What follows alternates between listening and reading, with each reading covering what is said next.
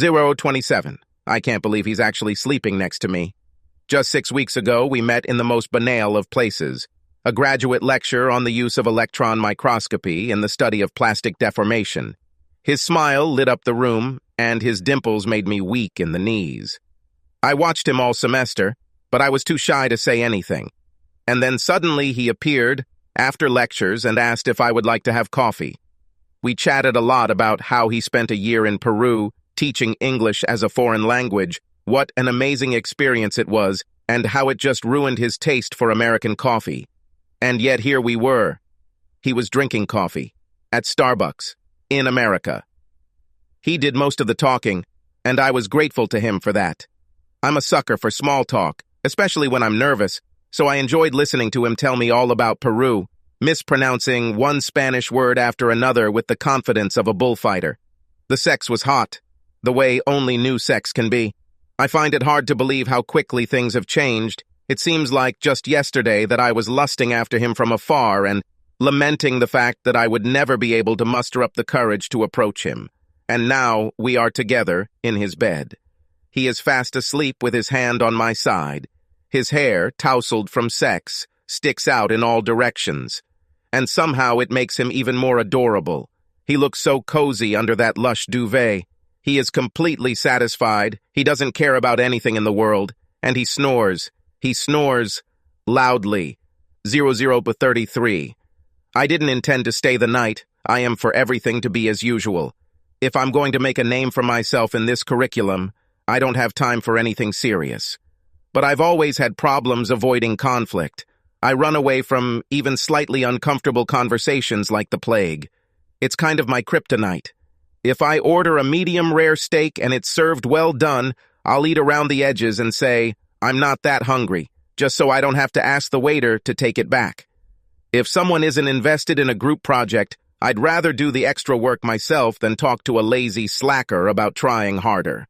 I am a pathological people pleaser. This sucks. So when Brad asked me to come to his house to study for tomorrow's exam, I agreed, even though I wanted to stay home and do the review on my own. In truth, he needed more help. And, as stupid as it may sound, I felt somewhat obligated, since my irresistible charms were one of the reasons he neglected his studies. So, I came. We ordered tandoori chicken and samosa, worked out a little, and had sex. Then, out of the blue, he asked me to stay the night. I can handle this, I thought to myself. I'll just say that I need to get a good night's sleep before the exam and politely decline. He will understand. Or better yet, I'll turn it into a joke. I'll tell him that I don't trust myself to keep my hands to myself, so going home is the only way to make sure we both get a good night's sleep. I'll just say no. Right now. I'll be happy to stay. God, I hate myself. 01 to 12. I close my eyes, lean back on the pillow, and do my best to drown out the noise. I also worked out last night, and I hope that finally my fatigue will take over. No. Instead, the noise coming from the hole in his face seems to get louder. It's as if his snoring is growing in strength due to my growing frustration, like a hurricane growing stronger as the warm waters of the Caribbean feed it. His one-bedroom apartment has no other sleeping options other than an old couch that is lumpy and rough. I'm thinking about putting in headphones, but my phone battery is almost dead and I don't have a charger with me. I could go back to my place, but it's snowing now and I don't want to risk driving on the roads at night. I look at his gaping fish mouth. Just a few hours ago, it had seemed so good to kiss, especially when his lips curled into a mischievous smile after he said something indecent. Now, with eyes closed and muscles relaxed, those same lips resemble the edge of a wet, gurgling tar pit spewing toxic fumes. A normal person would wake him up, tell him he was snoring, and ask him to try a different position. I'm not an ordinary person. The thought of such a simple conversation fills me with horror. I have a million reasons, and they're all stupid. I don't want to hurt his feelings. I don't want to seem too demanding. I don't want to seem selfish for disturbing his peace before the exam. It's just a nightmare. In fact, a nightmare would be preferable. At least it would be in a dream. 01:15. 54. My plan is simple. Wake him up so I can sleep. Once I fall asleep, I sleep pretty soundly, and I don't think his snoring will bother me. The trick is to stop his snoring and then get to sleep before he starts snoring again. I start with a cough. I'm quiet at first, but I get louder and louder until eventually I feel like I might damage my vocal cords. He didn't even move. To make matters worse, now I'm not sleepy at all, and my throat hurts. I switched to kicking his shin. His leg is heavy, and it barely moves. I kick harder. Nothing.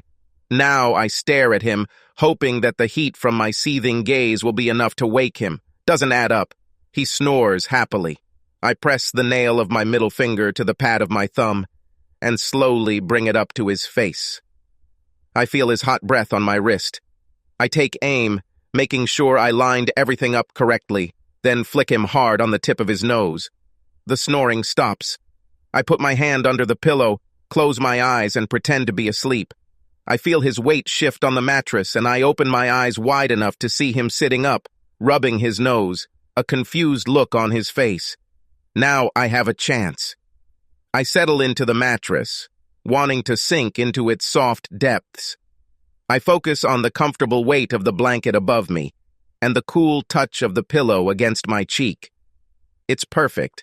Just as I feel myself slipping into unconsciousness, his weight shifts again, and he falls back. As his body calms down, mine becomes restless. My brain is already anticipating this terrible sound. I feel this great opportunity slipping away. I have to go to sleep. Now. Right now. But no, 0238. I've always been fascinated by how things change under stress. Right now, every snorting, ragged breath he takes increases the tension in my body. I feel myself being stretched. I need to relieve tension. If this continues, I'll lose my temper. But I have a plan. I roll onto my back, close my eyes, and try to remember our recent sex, the lust in his eyes and the pleasure we felt. Excited. I turn on my side and do everything to get him excited. I watch his face. He's still asleep, but the snoring has stopped, and suddenly his eyes open. He looks at me, and I give him my most seductive smile. That's all it takes. He pulls me towards him and presses his lips to mine. His hands are in my hair. His kiss is hot and needy. Our sex is in full swing. I feel it will grow wool, and I'm about to reach the finish line. I see the lust in his eyes that look like he wants to devour me, and I know he's almost there. I move desperately, racing after him to the finish line, but he is ahead of me. I lean in and kiss him insistently, but he's completely exhausted and only slightly interested in kissing me back. It's useless. Sorry, I couldn't resist. You're just so sexy. It's okay, I lied. Have you reached the finish line? Well, that was really nice, but maybe you could help me. I'd love to, baby, but I'm just so tired. If it weren't for this stupid exam tomorrow, he falls silent. Maybe he notices the shock and disappointment on my face because he adds, I'll make it up to you tomorrow, okay? I promise. He kisses the top of my head and that's it. A few minutes later, we climbed back under the covers. He sleeps soundly on his back, happy and content. I need it. Relaxed and drained of all my anger and frustration, I was about to fall asleep instantly before he could even make a sound. I hate him. At least he doesn't snore. More. I close my eyes and try to calm my mind, but now my body is vibrating with unsatisfied need. Instead of relieving the tension as I had hoped, my little seduction gambit tripled it. I do not know what to do. Should I try self-care to relieve tension? Or should I write it off as a lost cause and try to force my body to sleep? My indecision drives me crazy. Time is running out, and every precious second of silence that slips away only makes me angrier. Fine. I can't sleep in this state, so I'll just hope that I have enough time to come to my senses sooner. No. Too late. 0306. If you listen long enough, you can hear the pleasant rhythm of his snoring. There is a long pause, filled with beautiful silence, just after he inhales and before he exhales. And every 10th breath or so, after the exhalation, there is a much longer pause, followed by a sudden, loud inhalation. During this long pause, he doesn't actually breathe at all. I'm pretty sure it's sleep apnea. And I think sleep apnea can be fatal. People die from this, right there in the dream. And fun fact, when they die, they no longer snore. I find myself waiting for each of these long pauses with almost childlike excitement. What if he just, sort of stopped breathing? Wouldn't that be great? I mean, maybe great isn't quite the right word, but it would be something. Every time I pause, I find myself repeating a simple prayer in my mind. Please stop breathing. Please stop breathing. Please stop breathing. Then he sighs and ruins everything. I really don't want him to die. I'm not a monster. I just want him to stop breathing. That's fair, right? This would be an ideal solution for a conflict-averse person like me. The problem will just sort of go away. Forever. And I won't have to risk looking like a bad guy or hurting anyone's feelings. It's a win-win. Okay, maybe there is only one side to this scenario. One side and one death. But I'll take what I can get for now. Eero 3:25. I don't remember the exact quote, but someone once said that true love means loving someone not despite their flaws, but for them. I used to think it was the most profound and romantic thing I'd ever heard. It really struck a chord with me, the idea of loving and accepting someone, just anyone, for who they are, and not just tolerating but actually nurturing their quirks and foibles. What a great idea. I wish I could remember who said it, because if I remembered that, I would go to his house right now and drag him back into that bed at gunpoint. Then I'll tie him up and make him listen to Brad snore for as long as it takes to break him. I would see it in his eyes when it happens. There would be an unspoken apology in his gaze, an acknowledgement of the staggering stupidity of the words he had once spoken, along with an urgent plea for an end to the suffering. Eero 3:41. His face makes me giggle. I'm at that weird intersection of exhaustion and despair where everything becomes funny, and right now his stupid air-sucking face is funny as hell. I'm trying so hard to suppress my laughter that the bed is shaking. How did this not wake him up? A particularly loud snort shakes his entire body like a mini-seizure, and I lose my composure. Tears are streaming down my cheeks. I cannot breathe. At some point during my fit of uncontrollable laughter, I notice a strange sound. At first I couldn't pinpoint exactly what it was. Then I remember what it's called. Shion. I glance at Brad. His mouth is open, but he breathes like a normal person, not like a mountain troll. A minute passes, then 2. The lack of sound is creepy. My laughter fades as the gravity of the moment hits me. I try not to let this happen, but a trickle of hope seeps into my soul again. I relax my body on the mattress, not daring to move my limbs. My cheeks are wet from tears, but I don't wipe them away. I slow my breathing. I close my eyes. He starts snore. 03:58. Do you know what's the funniest thing? Nothing. There's nothing funny. Nothing will ever be funny again.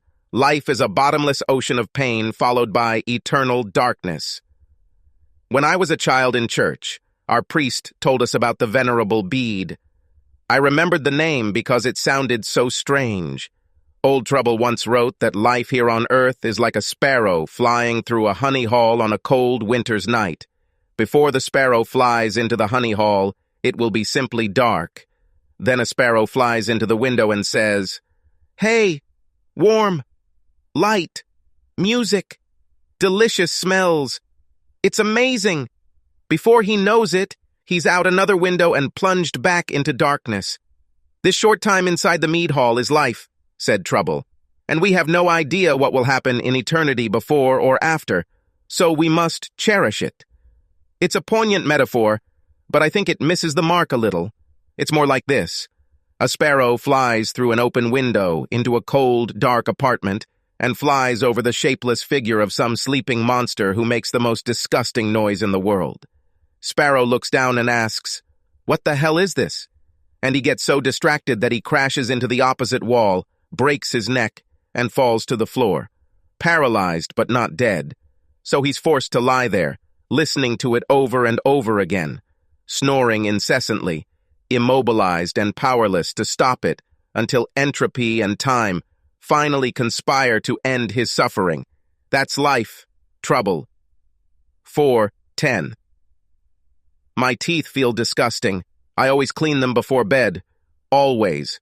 But I didn't plan on staying the night, which means I didn't bring a toothbrush, which means I didn't brush my teeth, which means my teeth feel fucking disgusting.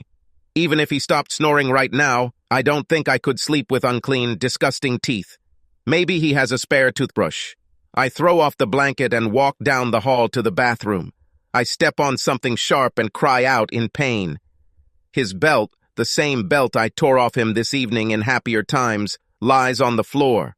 The prong of the buckle sticks straight up. I angrily kick him against the wall and limp towards the bathroom. Brad's snoring teases me every step of the way. Neither my cry of pain nor my abuse of his innocent belt was enough to wake him up. He's impervious to all noise, like some dozing superhero. Surprisingly, he has a spare toothbrush in a box in his bathroom, probably from a visit to the dentist. God bless. I rip the packaging, making maximum noise. I brush my teeth angrily, as if trying to punish my mouth for its constant reluctance to speak loudly and its general inability to say no to people. Take this, Gums. I need to rinse my mouth. A hard plastic cup sits on the edge of the sink. I reach for it, but accidentally push it into the sink, where it rattles and makes an amazing noise. Instinctively, I try to grab it, but in my sleepy state, all I can do is throw it off the sink and onto the tile floor where it rattles even louder, bouncing and dancing across the cold tiles like a firecracker. Instead of trying to grab him, I just smile and watch. Let's see how he sleeps through all of this. Eventually, the glass stops. Amy, are you okay? Brad's voice sounds worried. It's sweet and I feel my anger starting to subside a little. Yes, I just knocked over a glass. Sorry. Everything is fine. He yawns. Maybe just, try to be a little quieter. Tomorrow is the exam and all that. Be quieter? My rage erupts into a blinding fireball. Did he just tell me to keep my voice down and reminded me that tomorrow is the exam? Do you have a razor? What? He asks sleepily. The bastard was almost asleep again. Razor. Do you have a razor? I repeat, drawing out and pronouncing the words as if I were talking to a child. Behind the mirror, he mutters. He doesn't even ask what it's for, which is good because I'm going to use the razor to turn the end of the toothbrush into a sharpener. Then I'll limp back into his room and stand over him with a toothbrush in my hand. I'll call his name until he wakes up, and the last thing he sees is me, smiling maniacally and foaming at the mouth with toothpaste as I plunge the pointy toothbrush straight into his neck. 04.16. My rage brings with it sudden clarity. It hits me like the cold water I sip from my cupped hands under the bathroom sink. It's my problem, not his. If I just wake him up, which I should have done a long time ago, he'll apologize and probably suggest we move to the couch or something. I'm so filled with anger that there's no room to worry about how to express it politely or how he might react. I'm going to do that. I'm going to face him. I feel a surge of delight. It empowers me to realize that I can overcome my crippling conflict avoidance problems in life by simply working myself into a murderous rage. I should write a self-help book. I walk from the bathroom back to the bedroom and shake his shoulder. Brad.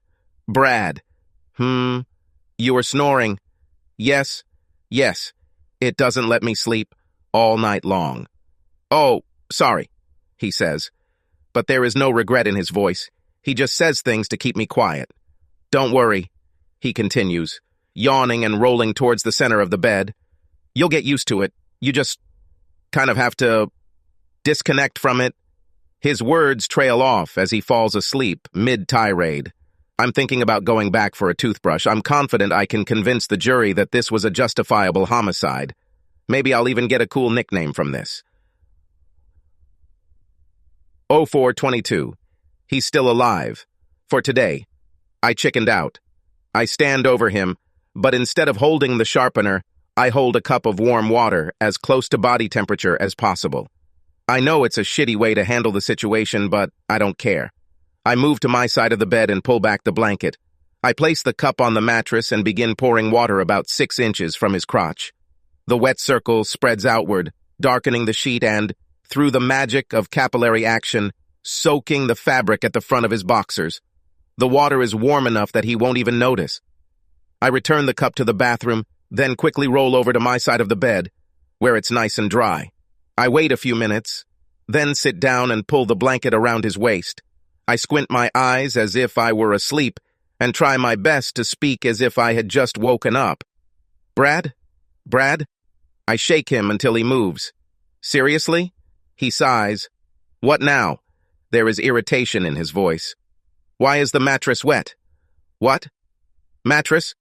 I pointed to the dark circle in the middle of the bed. "Wet." He sits down and pulls the blanket deeper. He looks at the wet spot and for a few moments seems completely confused. Then his gaze falls on his boxers and a look of horror appears on his face. "I don't know," he stutters. "Before, when were you like splashing or something?" I shake my head. "No, you're a charming, smug idiot. I didn't splash or anything like that. I don't know what, I think maybe I can change the sheets," he suggests in a quiet voice. I almost feel sorry for him. Almost. "It's okay," I say. "Let's just get some sleep. We have an exam tomorrow, you know." I can tell by the look on his face that he won't be sleeping anymore tonight. A better girl than me would say she's not proud of what she did. But I'm proud. So very, very proud. Then the tension leaves my body as I roll onto my left side and close my eyes. I listen as he quietly slides out of bed and goes to the sofa. I'm not worried about any awkward conversations tomorrow because I know he won't bring it up again. Ever. Also, today is the last time I see Brad outside of class. He's hot and all, but I need to focus on my studies. I burrow into my pillow and pull the blanket up to my chin. It feels divine. I know that my conflict avoidance issues are unhealthy and need to be addressed. My friends have been telling me to see a professional for some time now. This is probably sound advice, and I might just make an appointment. But first, I think I'll sleep.